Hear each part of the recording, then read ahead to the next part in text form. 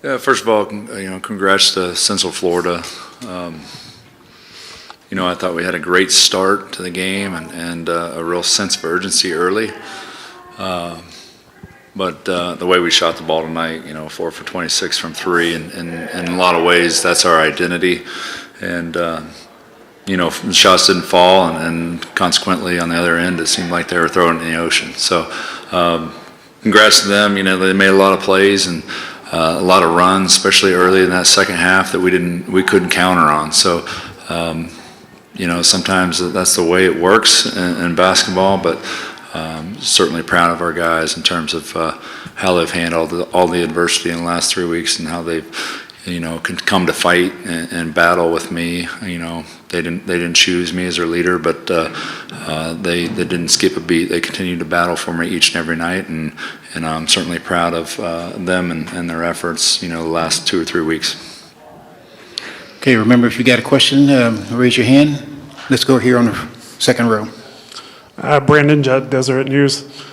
Josh, second straight game we've seen you stay close to the half, and then it kind of gets away from you to start the second.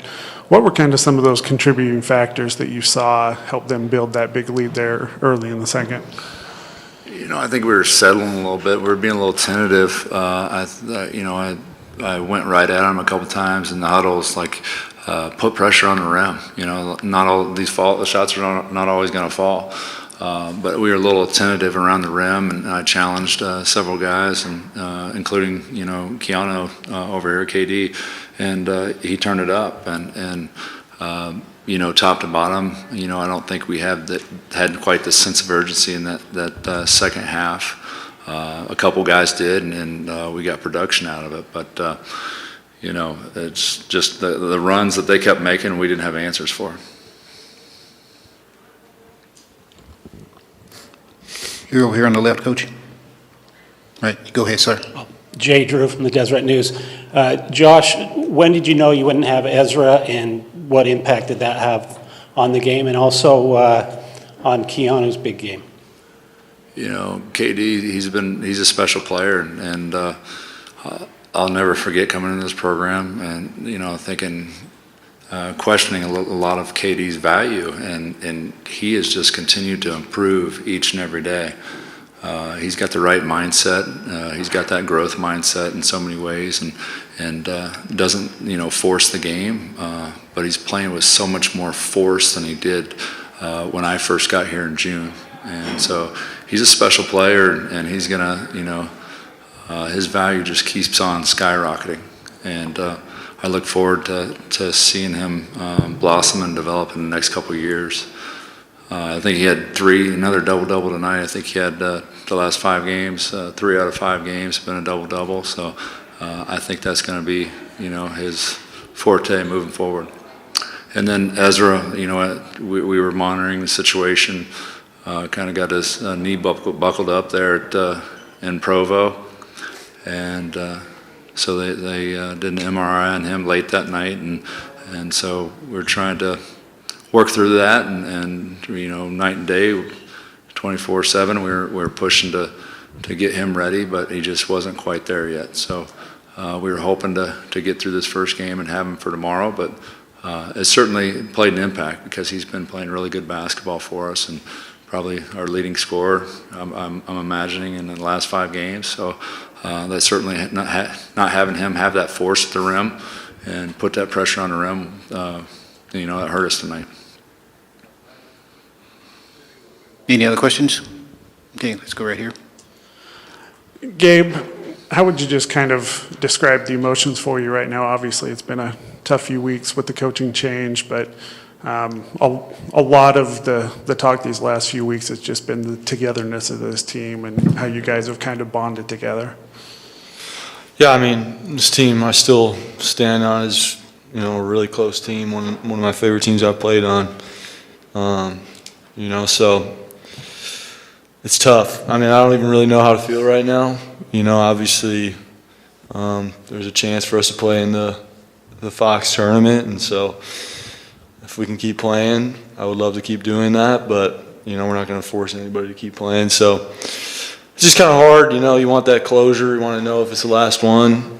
But it's been like you said, it's been a interesting final few weeks of the season, and just tried to enjoy it. And obviously, I've had quite an up and down year, just the whole year, and there's not much to say about that. It's just a little frustrating, but yeah, like I said, I love this group a lot, and if that was the last one, then it'll go down as one of my favorite groups. Okay, let's go back here to the fifth row. Go ahead. Keanu, how would you rank that performance among your college career so far, and just kind of how did you do it?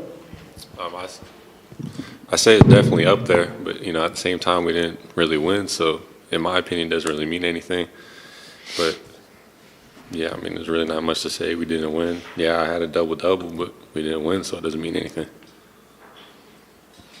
Okay, let's go here on the third row. Sam Foster, Daily Universe. Keanu, can you just talk about your interactions with Alex Jensen so far, what his message has been to the team, and just your overall first impressions of him? Yeah, first impressions are good. Seems like a very chill guy.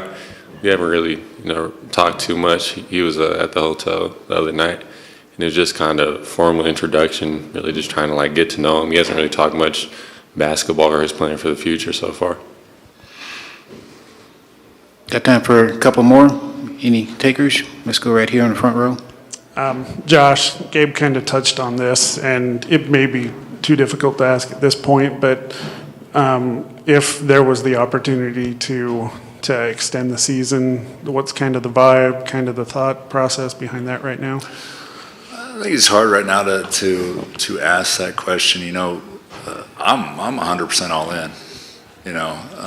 I'm excited about it. I know players got to make decisions, but I think it'd be special to have another opportunity to battle with these guys. I told them in there, how proud I am and how excited I was every day to jump on the floor with them. There's been a lot of years, you walk out there and it's just a drag to be out there. And I talk to a lot of coaches and they say that this time of year, but I have none of that whatsoever. They're a joy to be around. They're a fun group.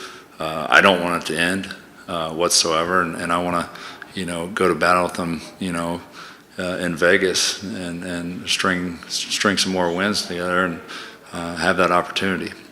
They're a special group. They're a special group. They're that's this guy right next to me and what he's done, and you don't see it very often. The loyalty and Gabe personifies loyalty. So he gave 4 years to Utah, University of Utah, and his contributions, will go down in record books. And just I'm more proud of just the person he is.